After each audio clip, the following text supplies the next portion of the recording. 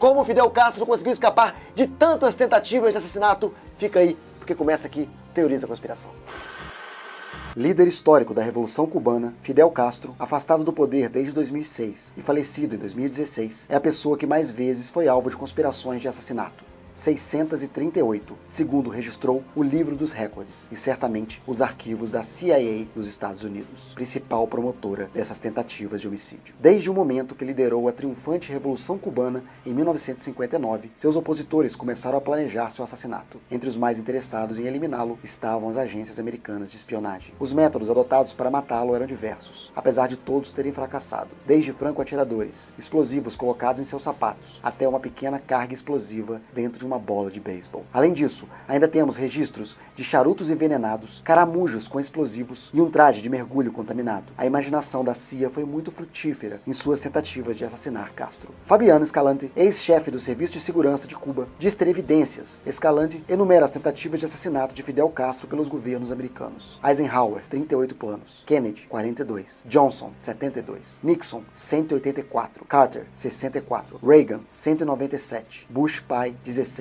Clinton, 21. Todos esses números somam 634 tentativas. Os documentos da CIA e um relatório do Comitê do Senado, presidido pelo congressista democrata Frank Church, em 1975, revelam conspirações muito criativas e sofisticadas, embora muitas não tenham saído da fase de laboratório. Algumas das ideias não tinham como objetivo matar Castro e se pareciam mais com engenhosas travessuras de estudantes adolescentes. O Comitê Church informou que de março a agosto de 1960, a CIA avaliou planos para minimizar o carisma de Castro, sabotando seus discursos. Uma ideia levantada foi espalhar com aerosol um químico similar ao LSD no estúdio de gravação de Castro, mas o plano foi rejeitado. A ideia era mostrar aos cubanos que seu líder havia perdido a razão, e desta maneira seus simpatizantes deixariam de confiar nele. Da mesma forma, a divisão de serviços técnicos considerou espalhar um químico que produz desorientação temporária, de maneira que Castro parecesse um maluco. Talvez um dos atentados mais peculiares que foram planejados contra ele tenha sido dirigido contra sua barba, ícone dos revolucionários e considerado um elemento importante de seu magnetismo. A CIA cogitou colocar sal de talho em seus sapatos, de modo que, ao ser absorvido ou inalado, provocaria queda de cabelo. Com o fim da barba, teria fim seu carisma. Mas o plano também não prosperou. O relatório do Comitê Church encontrou evidências concretas de que ocorreram pelo menos 8 tentativas reais da CIA assassinar Fidel Castro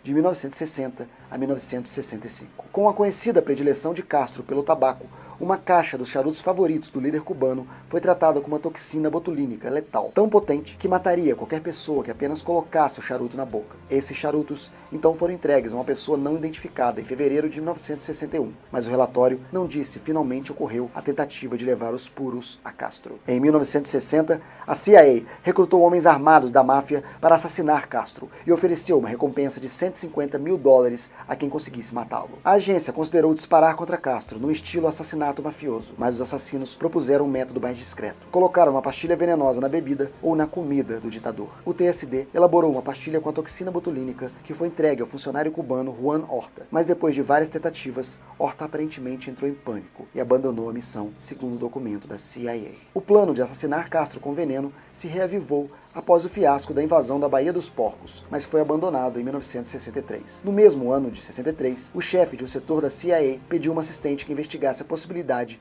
de colocar um caramujo explosivo nos locais onde Castro praticava mergulho. Depois de ser analisado minuciosamente, o plano foi descartado. A CIA considerou pedir a James Donovan, o advogado encarregado de negociar com Fidel a libertação dos prisioneiros da Baía dos Porcos, que levasse ao líder cubano um traje de mergulho contaminado. O plano consistia em introduzir no forro do traje de neoprene esporos e bactérias que provocariam nele uma grave doença de pele. Também contaminaram o respirador, mas tudo ficou dentro do laboratório. A CIA forneceu um líder cubano de alto escalão, chamado apenas pelo codinome de A.M. Lash, uma caneta esferográfica com uma agulha hipodérmica tão fina que Fidel não perceberia se alguém a pressionasse contra ele, injetando em sua pele um potente veneno. Este plano também falhou. Apenas uma coincidência histórica. A caneta foi entregue a A.M. Lash em 12 de novembro de 1963, dia em que o presidente americano John Fitzgerald Kennedy foi assassinado em Dallas. As causas da morte de Fidel Castro, que sobreviveu a 10 presidentes, são um segredo de Estado, e ninguém sabe o que ocorreu ao comandante, nem mesmo no dia de seu enterro,